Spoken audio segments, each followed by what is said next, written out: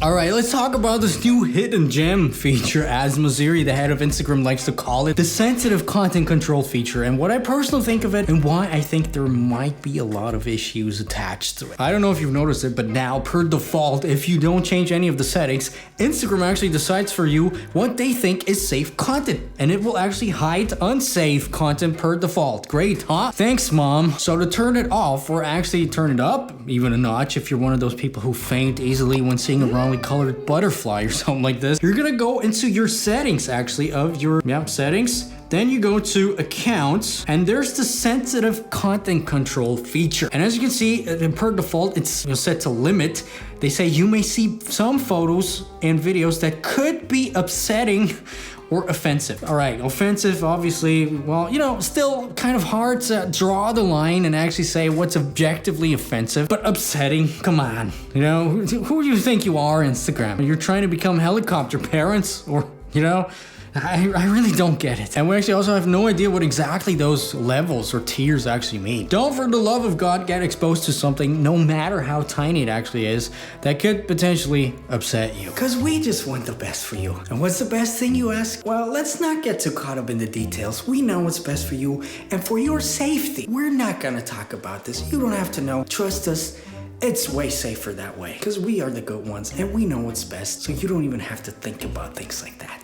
Now, as we know, they have these recommendation guidelines that we've made a video about. Basically, content they don't show on the Explore page.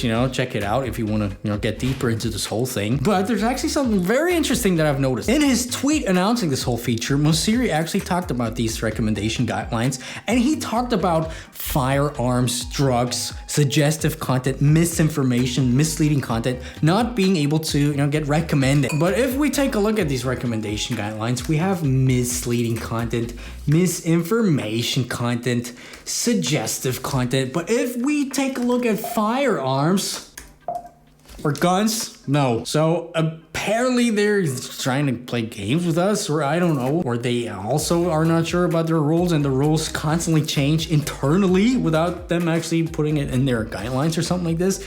Who knows what game they're playing? Who knows if it's a game or not? But I just know we can't do anything about it if we don't actually know what's happening and what's allowed or not. Now again, this whole thing sounds good on paper. Actually, they're trying to make the world a better place, but I just don't like it.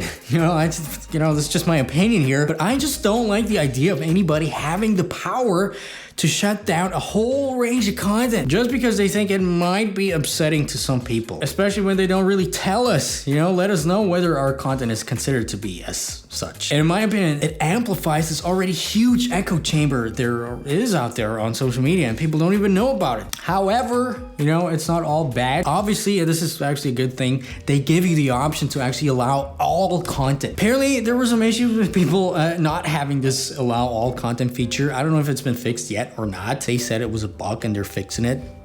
Of course. But actually, maybe, yeah, it could be. In all seriousness, there's kind of two scenarios that I see here for the platform as a whole. First of all, by them secretly opting everybody into this whole sensitive content thing, which we actually can't be sure whether we've always been opted in, and we've always just had this baseline of, Instagram not recommending certain things, which I think was actually the case. And just now we get the option to actually opt out of this thing. Number one, certain content and certain niches actually getting a huge engagement drop, and mind you, because there's no real and clear information of what's inside those tiers. Filter more, filter less, filter nothing. It could be that from one day to another, whole ranges of content, whole niches will just get dropped from getting recommended on an Explore page, for example, which is really bad. By the way, I also think this whole thing applies to hashtags as well. They just didn't say it, but I'm pretty sure it also does, which in my opinion is a pretty bad thing if you think about it. Because they say, well, of course, your followers will still see your content if they already follow you. This thing applies only to the Explore page, but how are people supposed to follow you and actually find you if they don't find you on Explore or in the hashtags? You know what I mean? It actually kind of makes no sense to me. But on the other hand, and you've got to give them that, and this could actually be a very, very good thing, that certain people who say, well, now I'm fine with seeing potentially upsetting content, certain niches actually might get an uptick of engagement because there's more and more people who opted into seeing upsetting content, which means engagement will get more, especially in those niches that Instagram didn't really recommend before. So altogether, it's not a really bad thing.